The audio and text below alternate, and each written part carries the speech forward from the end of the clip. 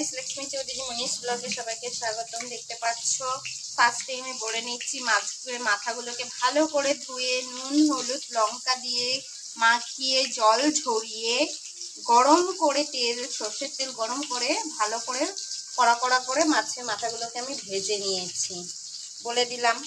এবার সেই তেলেই আমি 2 পিস আলু বড় বড় আলু আমি ভাজতে দিয়েছি, সেই তেলেই আমি অলরেডি ভাজছি। এইদিকে একটা মশলা করে নিয়েছি, এখানে হচ্ছে জিরের গুঁড়ো ধনের গুঁড়ো লঙ্কার গুঁড়ো হলুদ গুঁড়ো দিয়ে আমি এটা জলে মিক্সড করে আমি গুলে রেখে দিয়েছি। আলুগুলোকে অলরেডি কিন্তু আমি ঠিক ভেজে এইভাবে তুলে নিয়েছি, বেশি ভাজবে না, মিডিয়াম ভাবে ভেজে তুলে নেবে। ওই তেলের ভেতরেই আমি 3টা তেজপাতা দিয়ে দিলাম, গোটা গরম মশলা দিয়ে দিলাম। আমি এখানে 2খানা টমেটো 2টো পেঁয়াজ মিডিয়াম সাইজে আমি এখানে পেস্ট করে নিয়েছি। এবারে এই তেলের ভেতরে আমি সেই পেস্টটা আমি দিয়ে দিচ্ছি।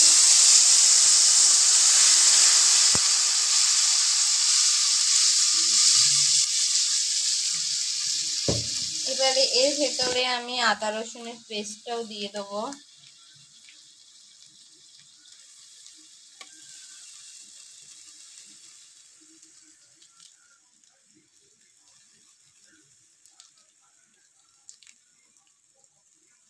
আদা রসুনের পেস্টটা দিয়ে দিয়েছি।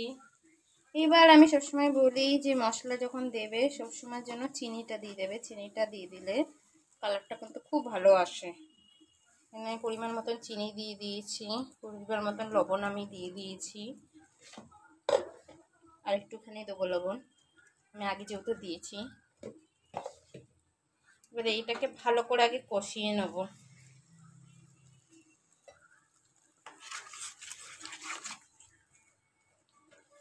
আঁচটাকে একটু বাড়িয়ে দেবে, বাড়িয়ে দিয়ে মশলাটাকে ভালো করে একটু কষিয়ে নেবে।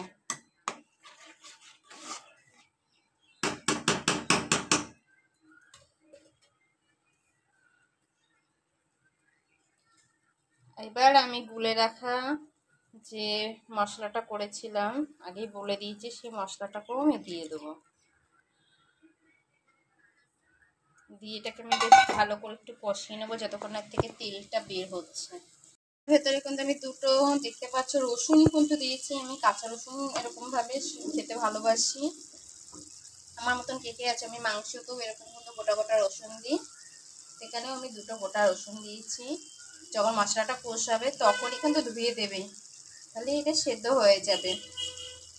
তো এটা ভালোভাবে কষবে। আমি এবারে ওই যে ভেজে রাখা যে আলুগুলো আমি তুলে রেখেছি সেই আলুগুলোকে আমি এক এক করে দিয়ে দেবো।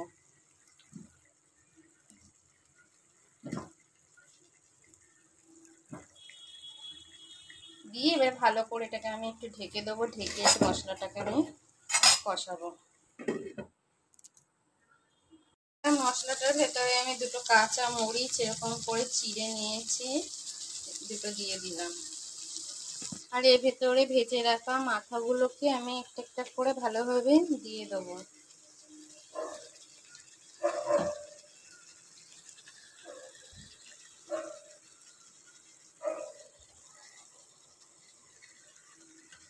দিয়ে দিলাম। ফুল অলরেডি আমি কষিয়ে নিয়েছি আলুর সঙ্গে। তোমরা আস্তে আস্তে করবে যাতে মাছের মাথাগুলো ভেঙে না যায়। এবারে যে মিক্সিতে আমি পেস্ট করেছিলাম ওর ভিতরে কিছুটা পরিমাণে জল আমি দিয়ে নিয়েছি, দিয়ে নিয়ে এর ভেতরে আমি দিয়ে দিলাম। আমি বেশি জল দেবো না, এটা যেহেতু আমি কষা কষা রান্না করবো। এবারে আঁচটা আমি চুলাটা বাড়িয়ে দিয়ে এটাকে আমি জাস্ট কিছুক্ষণের জন্য আমি ঢেকে দেবো। তো অনেকটা জল দিয়েছি, আর একটু পরে জল দিয়ে দিয়েছি কারণ আলুগুলো যেহেতু সেদ্ধ হবে, তো আর একটু পরিমাণ মতন জল দিয়েছি। এবার তোমরা তোমাদের মতন জল দিয়ে দেবে। দিয়ে আমি চুলার রাস্তা দেখো গ্যাসটা বাড়িয়ে দিয়েছি। কিছুক্ষণ পরে সেটা তুলবো, ঢাকনিটা তুলে ঝোলটা দেখে তারপরে গরম মশলা আর ঘি দেবো। এখন তো অনেকটা টেনে চলে এসছে। এবার আমি এখানে দিয়ে দেবো একটুখানি গরম মশলা, তোমরা শাহি গরম মশলা দিয়ে দেবে একটুখানি, দিয়ে দিয়েছি। আর দিয়ে দিচ্ছি আমি একটু পরিমাণ মতন ঘি, এই যে ঘি, পরিমাণ মতন ঘি দেবো, মতো ঘি দিয়ে দিয়েছি। এইবার একটুখানি এরকম ভাবে আস্তে আস্তে 2 হাত দিয়ে নাড়িয়ে আমি ভালো করে একটু মিশিয়ে নেবো। ভালো করে মিশিয়ে এরকমভাবে নিয়ে নিয়েছি। আমার তো রান্নাটি পুরো কমপ্লিট হয়ে গেছে। তোমরাও কিন্তু এইভাবেই রান্নাটা করবে, দেখবে খেতে খেতে খুব দারুণ লাগবে। তো এবার আমি এটা গ্যাসটাকে অফ করে দেবো। তো আমি আর নামাবো না, কড়াইতেই যেহেতু থাকবে। আমি আবার রাতে গরম করতে লাগবে। আর আমরা বাসি খাই না, আমরা গরম গরমই খাই, টাটকা টাটকা খাই। তো যাই হোক, আমার চ্যানেলটি ভালো লাগলে প্লিজ সাবস্ক্রাইব করো। আর সবাই ভালো থেকো, সুস্থ থেকো। এখানে ভিডিওটা শেষ করলাম। Tata, bye bye.